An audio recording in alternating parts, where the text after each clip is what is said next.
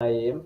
in the Philippines at the moment. So it's 3 a.m. here in Sydney and it's 7 p.m. in Budapest, I believe, Yes, it's and 7:16. Yeah. 10 a.m. in the morning on a Thursday in Los Angeles, California.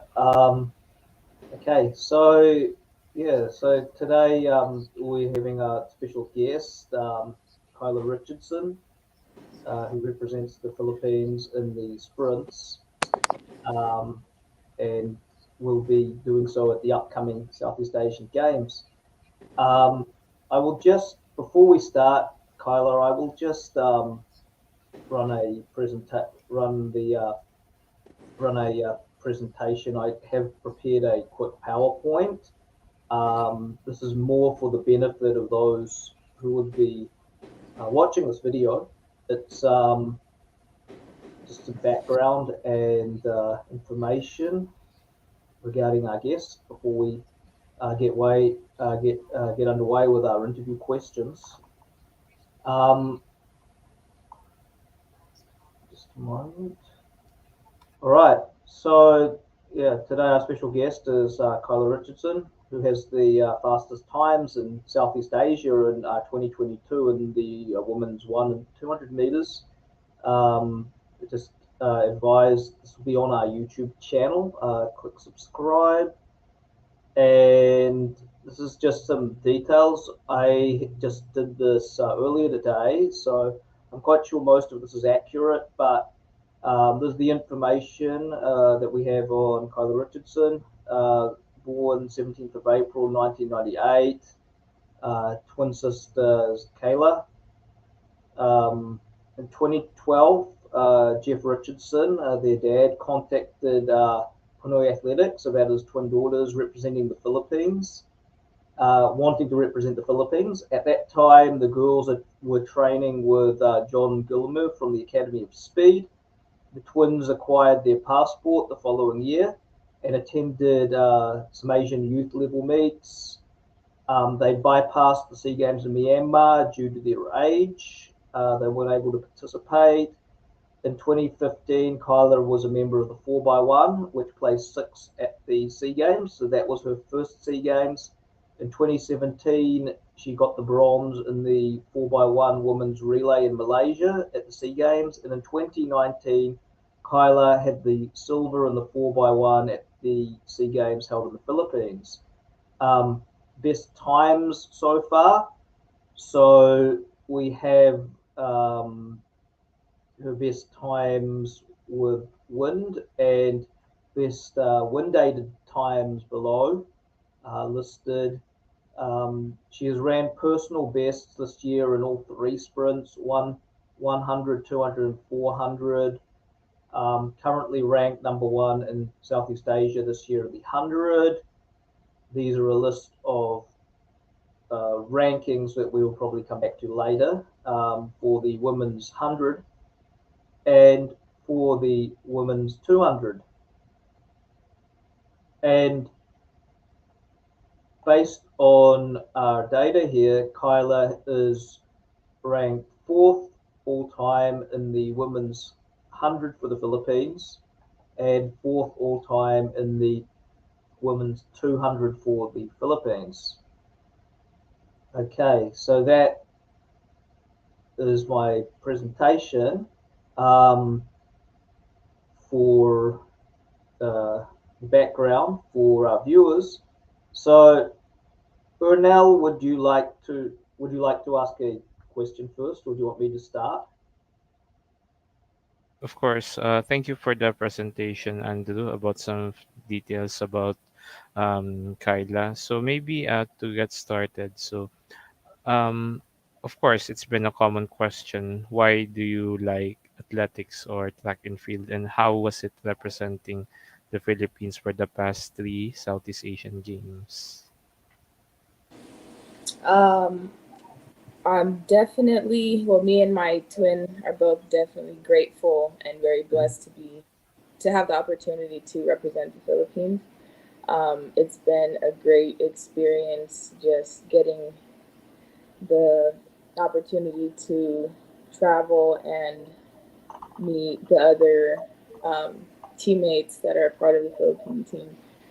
It's been difficult for me just because I haven't been able to really do anything, I guess, like any personal achievements due to injuries and things, but it's definitely been a good experience. Yes, of course, it's nice to know that, of course, you represented the Philippines, but of course, it's always don't get of course, it's always been a context that the that it's that of course you were born and raised in the United States, and then but of course, how does it feel that, of course, representing the Philippines, of course, even that you're based in US, it's been always a common notion that um, that at least you have the that you can choose your coach, that you have the capacity to choose your your coaches, and how is it important for you to really have your freedom or your right to choose the coach that you can really work on? Yeah. Throughout like all of the years being or running track, I think definitely um, we've always had the freedom to choose our coach, and we definitely took full advantage of that, um, just so that we could get the best training for that we felt that we needed. We've definitely gone through a lot of coaches and a lot of great coaches. Um, and yeah, it is a little unfortunate that like the local Philippine athletes don't necessarily get that freedom.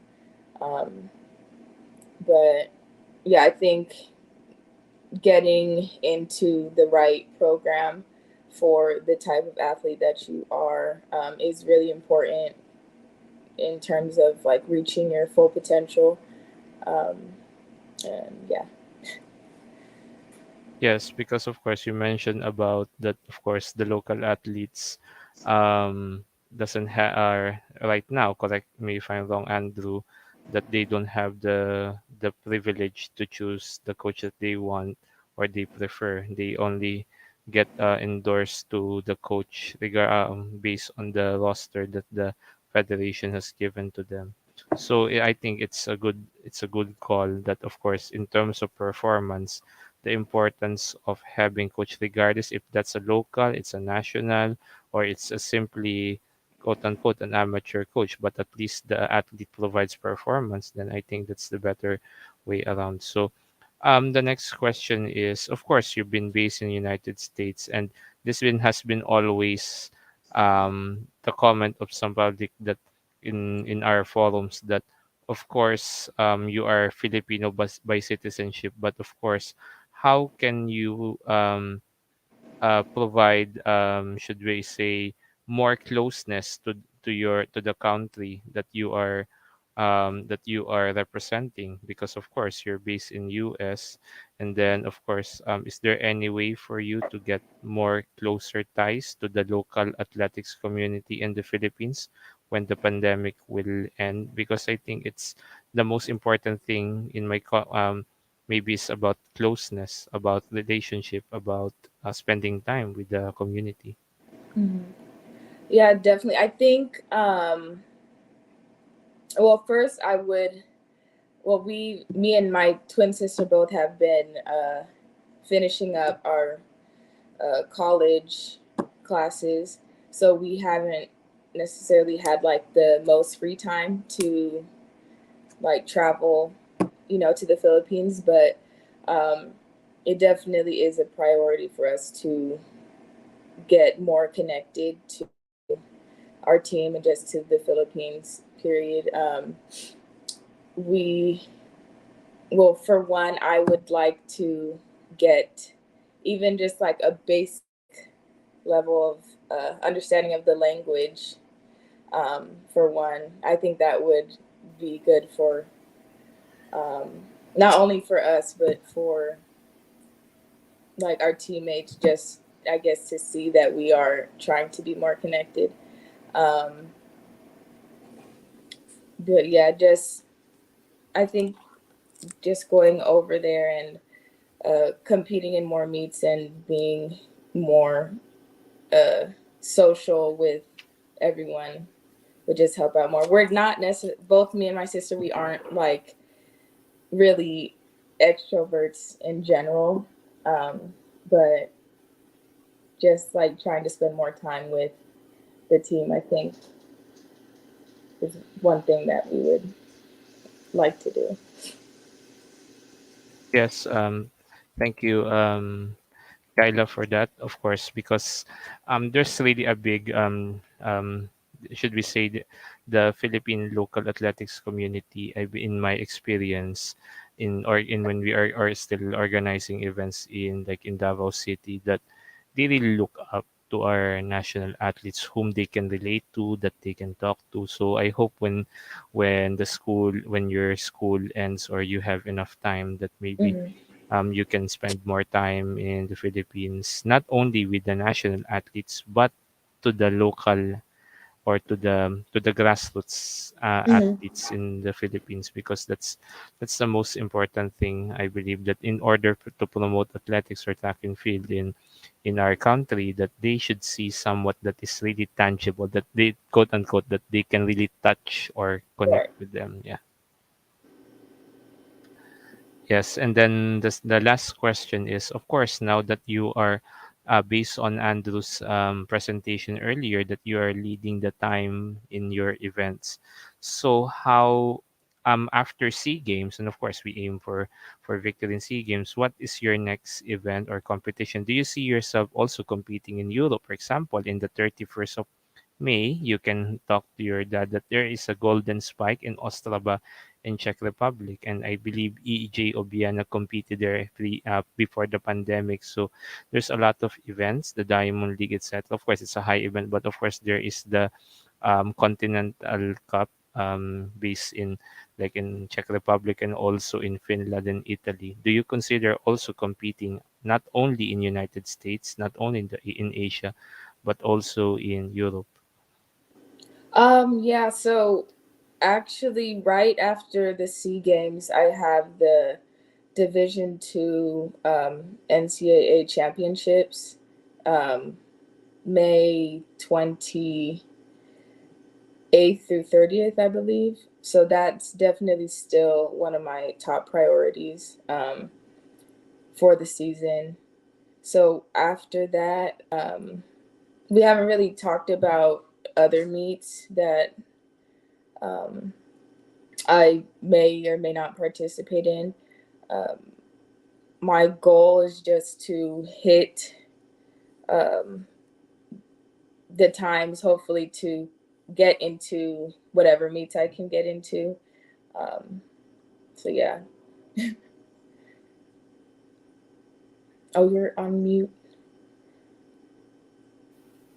Yes, of course. We hope that you get, as the world gradually opens up to sport or to the new normal in sport, that we see more events not only in Southeast Asian Games, all not of course in Asian and maybe in World Championships. Andrew, I turn the microphone to you for your first set of questions. Andrew.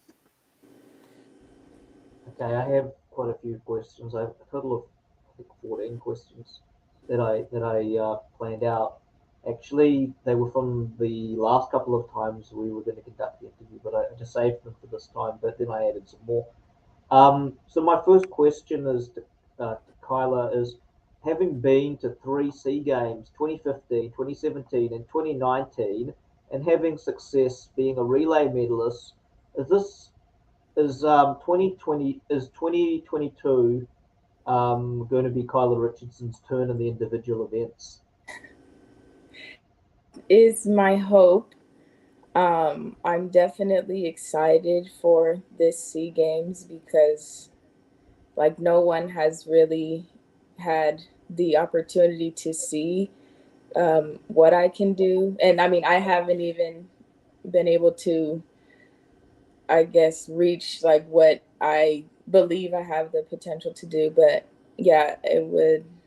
I do hope to get the 100 and the 200. Okay, so my follow-up question from that is this.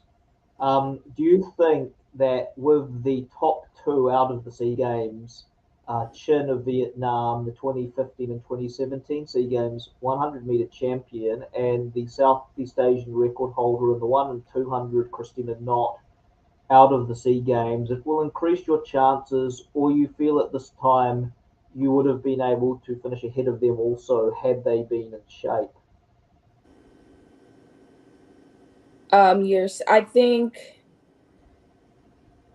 I think you're asking about like how it would be if KK was competing there. Is that what you're Okay, asking? I'll just Yeah.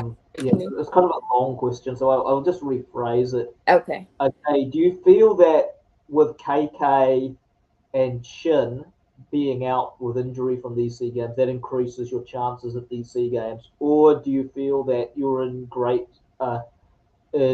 really great shape this season? That even if they were there, you would have had a good chance running against Um, these athletes as well. I think that I mean, kind of like technically, I guess it does definitely open up my chances if they're not there. But I also think that, yes, I am in the best shape of my life, really. I think it still would have been a pretty tough, well, just a good show, I guess. Okay, okay.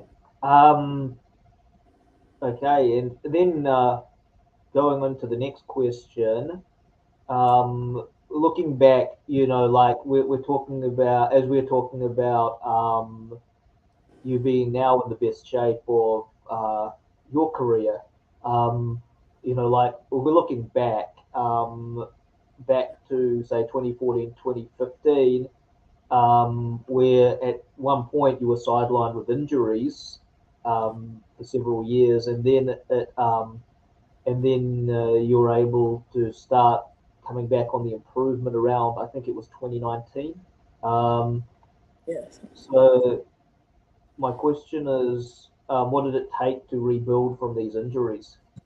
Yeah. Well, like throughout those 6 years or so that I was kind of sidelined, I I was going through like physical battles, mental battles. Um, I mean, I walked away from the sport for a while, and just came back. But I, I think just going through all of those years, like, I don't know, it was just really tough. But I think going through that definitely made me a little, well, just I knew that I had to be more mentally tough.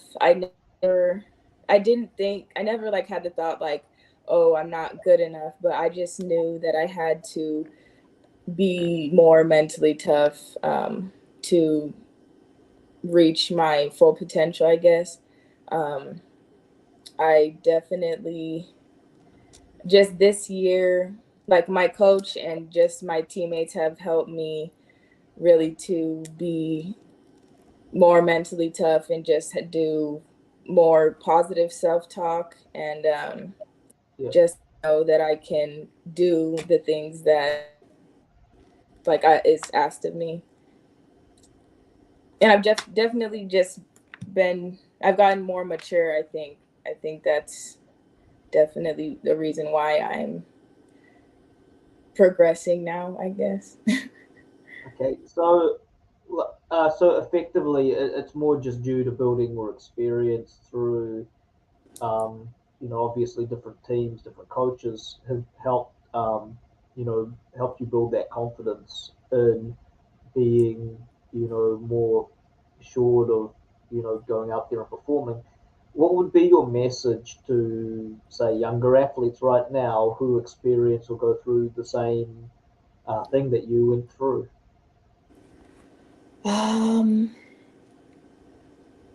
I would say your biggest enemy kind of is yourself, because if you don't believe in yourself or just put the work in, it's not just gonna come easy. And just to, I guess, push past your limits, and it's okay to be uncomfortable, and it is needed to reach those different milestones.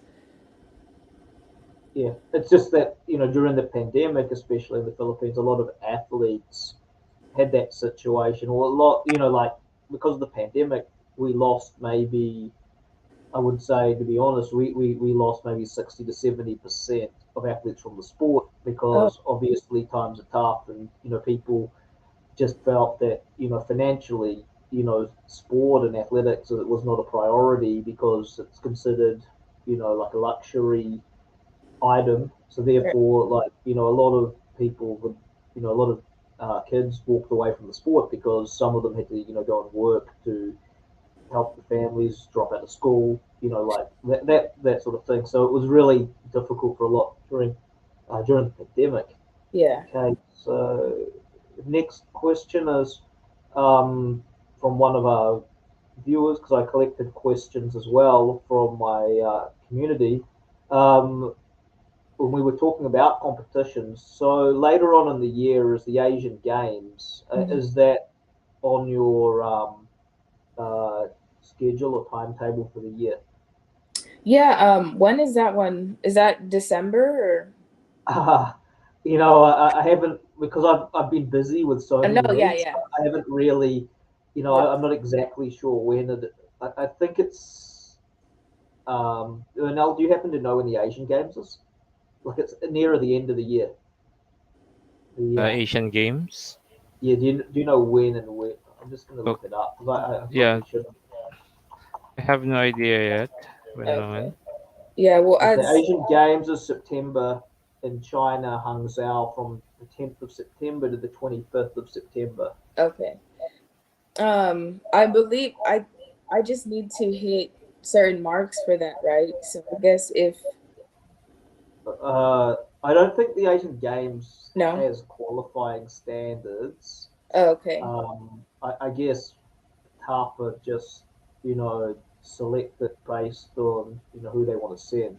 I Okay. think that, it's not like Worlds and where it has, um, well, actually, it might. I think for the individual event, based on my time with the Philippine Sports Commission before, it's like the qualifying standard for the Asian Games before is like fifth, or the equivalent of fifth or sixth place from the previous Asian Games Okay.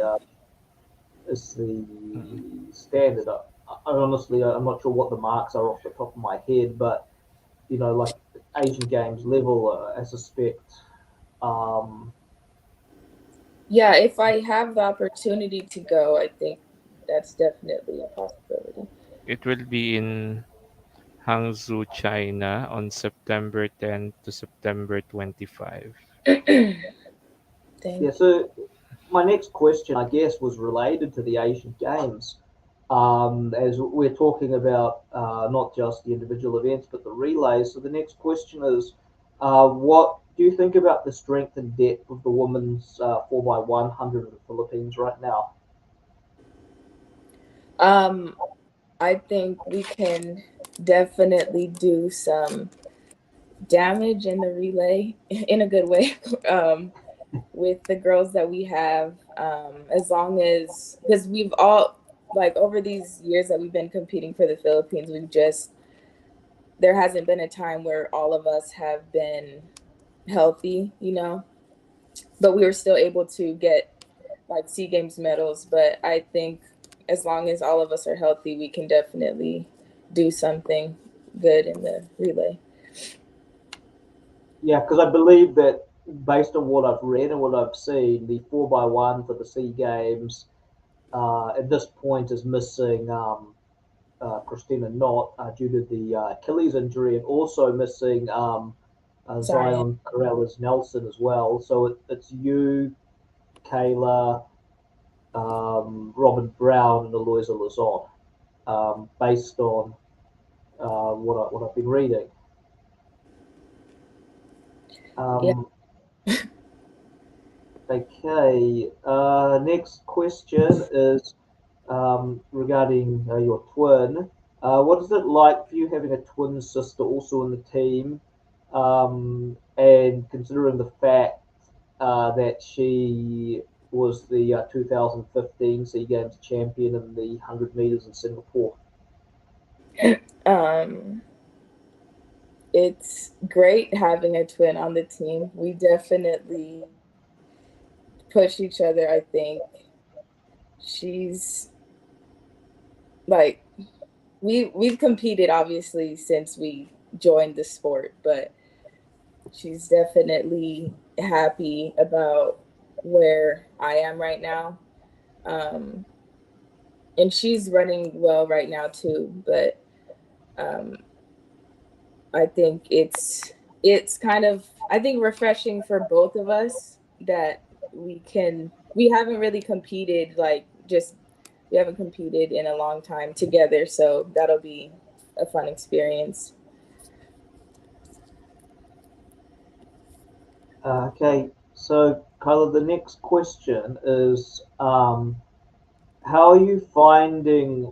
It is. Firstly, I'll just clarify. You're currently working with Robert Foster from Fresno Pacific, Yes. the former Olympian from Jamaica in the hurdles. My question is, how are you finding working with Robert Foster? Are you currently working with any other coaches? And is there anyone else in your greater coaching team, like any nutritionist, physio, psychologist, etc., that EJ has? Like, how many people, besides Coach Robert, are currently helping you at the moment in terms of your training? Really, Coach Foster is like my main coach. He comes up with the track workouts, and he's also my strength and conditioning coach. And then my sports psychologist is my dad and my therapist. And really? yeah, but working with Coach Foster has been a blessing for me. I think even just because I started training with him spring of 2021, and he, as soon as I got here, he's just been he's believed in me, and he's just been trying to get me to realize that I can. I mean, all of my other coaches were really, and still to this day are so supportive, but he's just really been pushing that you have what it takes to do some serious stuff in this sport.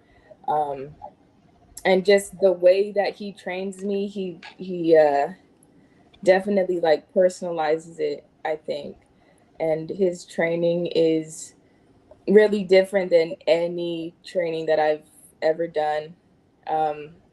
It's definitely, that's what I charge my being healthy, and ability to stay healthy and run fast is the type of training that we do. And he's definitely pushed me out of my comfort zone, getting me to run the 400 and do 400 type training and all of that. So yeah, he's a great coach. Okay, I'm just going through. Thanks for sharing. I'm just going through my remaining questions. Okay. What is your view on the local women sprinters results-wise in the Philippines? What is my view?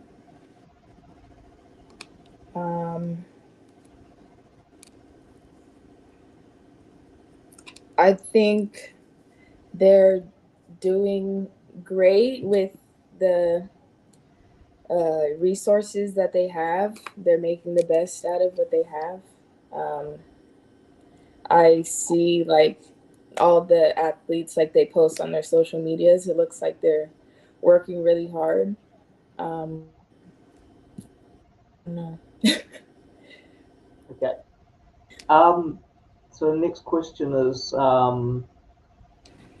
what is your current course of study at Fresno, and what are you planning to do as a career after athletics? Yeah, I'm getting my master's in organizational leadership right now. Um, I really don't know exactly what I want to do after I stop running track. I know that I want to do something like that helps people. I want to probably work in the social service sector, honestly, with just something that can make a difference in the community.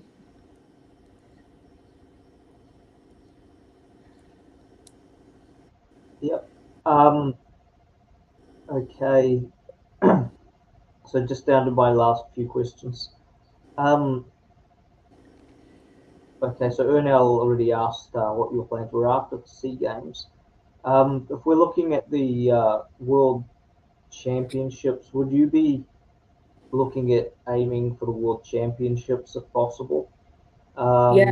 I believe there are three ways of qualifying. Um, the first is obviously outright, which would require times of 11:15 in the 100 and 22:80 in 200. Um, do you feel, what do you feel you have a better chance at qualifying at, looking at those numbers? Probably the 200. But I'm trying to hit both of those times if possible.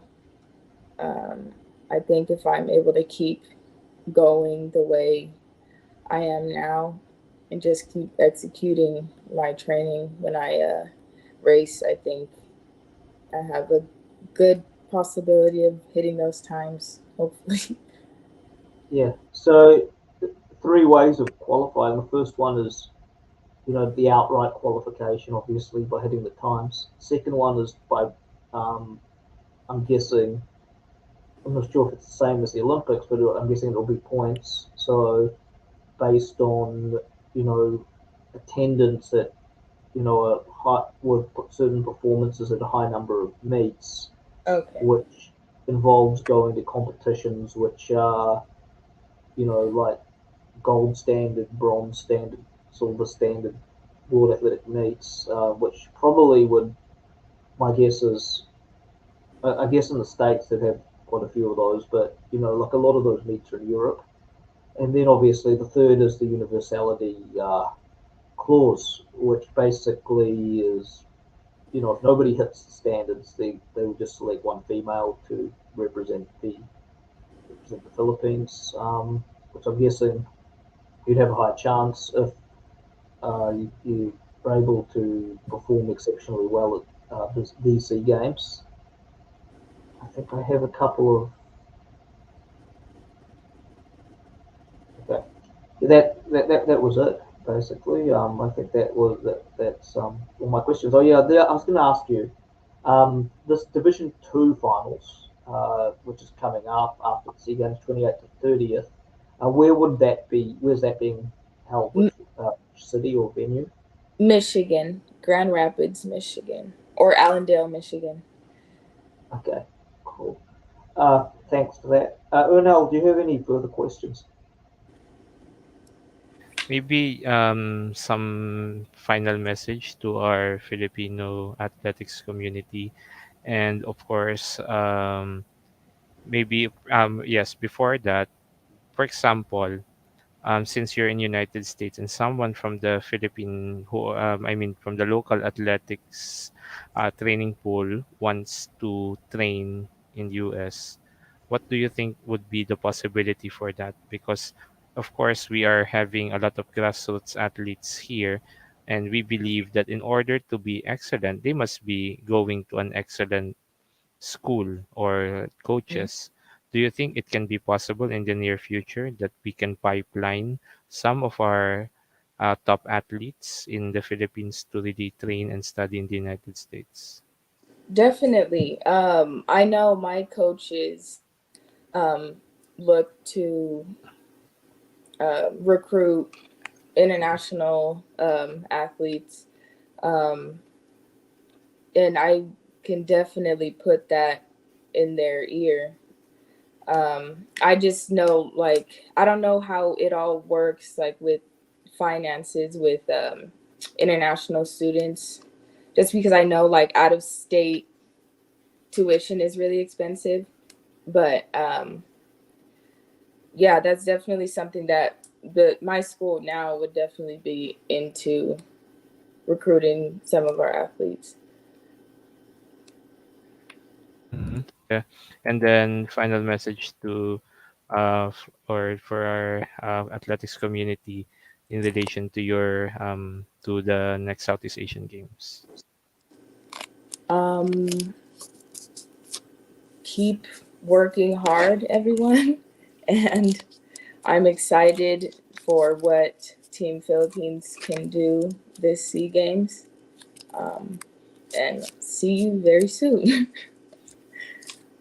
Okay, and we hope that we meet you soon, maybe when you visit in the Philippines. And we are planning to do some further local events once the health conditions is getting better. So maybe after the next elections, when we see a more clearer blueprint of the incoming administration, so that's something that we can consider. Yeah. Yeah. And definitely, of course, we hope that also, as I mentioned, that you compete also here in Europe, so that you can maximize also your potential and also exposures in the near future. Yes. Okay, Andrew. So we wish you all the best, Kyla, and I was regards to just your yeah, I was going to sister. ask And just yes, before we end this. I was just going to ask Kyla. Uh, as it's now, I think it's the 5th of May in the States and 6th of May here in the other parts of the world. When are you heading to the Southeast Asian Games? Would you be flying to Manila and then flying over, or just flying direct to Singapore? Sorry, not Singapore, Hanoi. Yeah, we are leaving Los Angeles on May 10th. So we should be arrive. Yeah, we aren't taking a stop in Manila first. We are going straight to Vietnam. We should be getting there around the same time that the team arrives. So May 10. Yeah, so we'll probably get the 11th, right? Or I I think think when does the athletics start? Because according to my 14th. schedule, 14th. Yeah, Yeah. it's the 14th. I think the 200 is on the 14th. Mm-hmm. Is that correct? I don't Yes. have the exact times that the events are held. I just have what events are held on what days at this point. I don't think they have finalized the exact schedule yet, from Oh, what I've really? seen, because some events were scratched, such as the women's shot put and the men's uh, hammer throw, because they only had two entries, Yeah. and anything with less than three doesn't push through. Yeah, I heard about that. Okay, yeah. So, Airnel, do you have anything else to add, or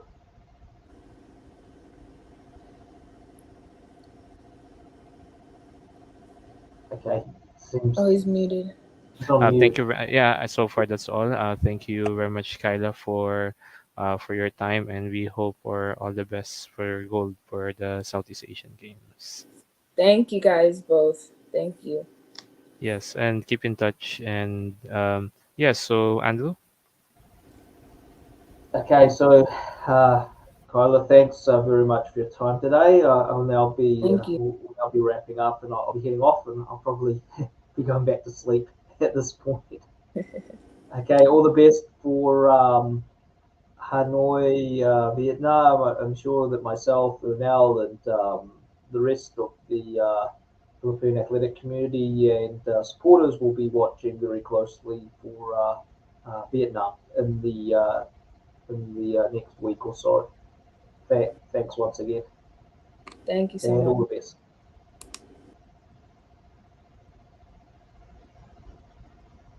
Okay, I'll just unmute. Okay, you're on mute now still. I'll just take Jeff. Yes, I think that that's all that we can cover as of this time. Yes, so we hope that we I would like to highlight three things. First is that of course our Filipino American or Filipino heritage athletes are as equal like also of homegrown Filipino athletes, because after all they met the requirements of being a citizen of the Philippines. So they we should be also thankful that they chose to accept Philippines as their country of allegiance, even with all the privileges or chances that they can have it in with other economically and socially higher countries like the United States. Second is, of course, they try their best to integrate with their roots in the Philippines. That's why it's important that we support them. And third is, we always imply the importance of an ideal coach and athlete relationship, that only an excellent coach can produce an excellent athlete. The athlete should have the right to choose their own coach based on their performance and based on also the existing conditions that they can have, because at the end of the day it's the performance matters, and that performance can be hit if the athlete and the coach has good working relationship. Yeah, thanks, Ernell, for that. Yeah, it's very true that something that's often overlooked with Philippine athletics is the compatibility or the chemistry between the athlete and the coach and the relationship. As highlighted by friend Coach Ross of Australia, um, countries such as India, Vietnam, and Malaysia are moving away from that old way of doing things where the athletes are assigned to train with certain coaches and now allowing athletes to move towards their own coaches, which is seeing some quite dramatic improvements in these countries' performances, given that the athletes are now allowed to stay with coaches they are, quote, comfortable with. The thing is that, when you're training with a coach for several years, you build that element of trust. Um, and, it can be daunting when you get, like when you get pushed towards a coach that you're unfamiliar with and you're not comfortable with their style of coaching, versus if you're with a coach where you've had continued success with and very familiar with and understand well, it can seem that we could potentially lose a lot of athletes by moving them to coaches that they're just not compatible with. Not everybody's compatible. I mean, as a coach, it's kind of foolish to think that everybody that walks through that door is going to be a suitable match for your style of coaching. It's like, like there is no real one size fits all with coaching. Like, I mean, you can have coaches that are fantastic coaches and you can have fantastic athletes, but sometimes it just never clicks. Sometimes that bond or that chemistry just isn't there, and it's not gonna, you can't force it to be there. And that's something that I think that the Philippines really needs to wake up to and understand is that the importance of that chemistry between the coach and the athlete, and it cannot be forced. It's either there or it's not there.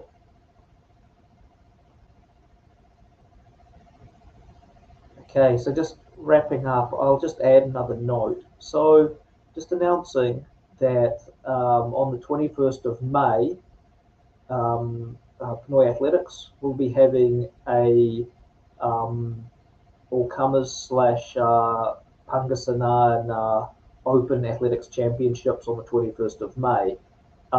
This was originally going to be held on April 21. However, due to the election block, around the country, we were not able to push through with our event on April 21. However, we now have approval from the LGU of Pangasinan to push through with our event on May the 21st.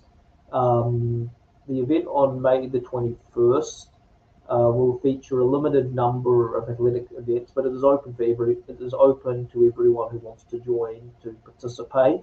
Of course, there will be an entry fee via GCash that we haven't finalized yet, but we will be doing so in the next few days. We also, in Pangasinan, as part of our arrangement with the local government, will be providing billeted accommodation at the stadium in their dormitories for up to 300 participants. So in order to save our participants' accommodation costs, we will be providing billeted accommodation inside the track oval dormitories as part of our way to help limit the costs for our guests. And that will be May 21st at the Don Narciso Stadium in Lingayen, Pangasinan. Just off the top of my head, the events to be scheduled is 100, 200, 400, 8, 1, 5, it was 3,000 and 5K, walks, long jump, triple jump, and relays. So we would not be having any throwing events. We won't be having steeplechase, no pole vault, no 10K, high jump with 50-50 about at the moment, and obviously no hurdles. So just a limited number of events, but we are expecting quite a lot of entries due to no other events really being held around this time. So we're hoping for around 300 entries. Okay, Airnel, I think that's it. Shall we wrap up here?